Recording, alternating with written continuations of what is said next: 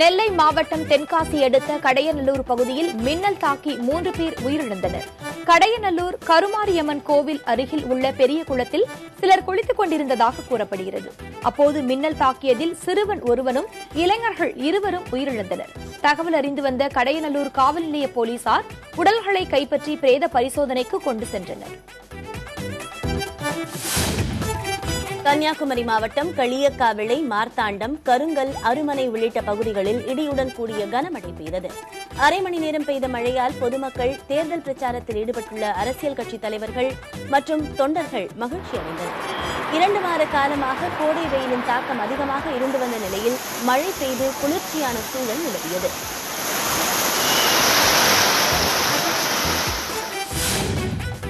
திருப்பூர் மாவட்டம் தாராபுரத்தில் தேர்தல் பாதுகாப்பு பணியில் ஈடுபட உள்ள துணை ராணுவத்தினர் மற்றும் காவல்துறையினர் கொடி அணிவகுப்பு பேரணியில் ஈடுபட்டனர்.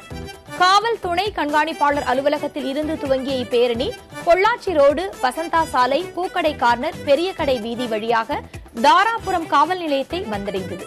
பொதுமக்கள் அச்சமின்றி வாக்களிக்க ஏற்பாடுகள் செய்யப்பட்டுள்ளன என்பதை எடுத்துரைக்கும் விதமாக இந்த பேரணி நடத்தப்பட்டது. நீலகிரி மாவட்டம் கூடலூர் சட்டமன்ற தொகுதியில் மத்திய பாதுகாப்பு படையினர் கொடி அணிவகுப்பில் ஈடுபட்டனர். தேர்தலின் போது மாவோயிஸ்டுகள் அச்சுறுத்தல் இருக்கும் எல்லைப் பகுதியில் இவர்கள் பாதுகாப்பு பணியில் ஈடுபட உள்ளனர். தேர்தலை முன்னிட்டு எல்லைப் பகுதியில் இருக்கும் சோதனைச் சாவடிகளிலும் இவர்கள் பாதுகாப்பு பணியில் ஈடுபட உள்ளனர். காஞ்சிபுரம் மாவட்டத்தில் உள்ள 11 சட்டமன்ற தொகுதிகளிலும் பூத் ஸ்லிப் எனப்படும் வாக்காளர் சீட்டு வழங்கும் பணிகளை மாவட்ட தேர்தல் அலுவலரும் மாவட்ட ஆட்சியருமான கஜலட்சுமி தொடங்கி வைத்தார். தேர்தல் அலுவலர்களுக்கான 2ஆம் கட்ட பயிற்சி வரும் 7ஆம் தேதி அந்தந்த சட்டமன்ற தொகுதிகளில் நடைபெறும் என்றும் கஜலட்சுமி தெரிவித்தார்.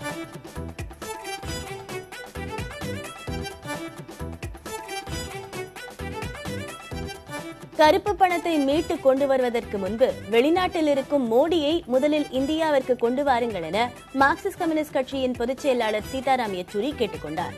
சென்னை மதுரவாயல் தொகுதியில் பரப்புரை மேற்கொண்ட அவர், அதிமுகவிற்கு கமிஷன் கிடைக்காத காரணத்தாலேயே மதுரவாயல் துறைமுகம் பறக்கும் சாலை திட்டப் பணிகள் நிறைவடையவில்லை என கூறினார். இதனால் தனியார் துறைமுகங்கள் உயர்ந்து அரசு துறைமுகங்கள் பின்னோக்கி செல்வதாக அவர் கவலை தெரிவித்தார்.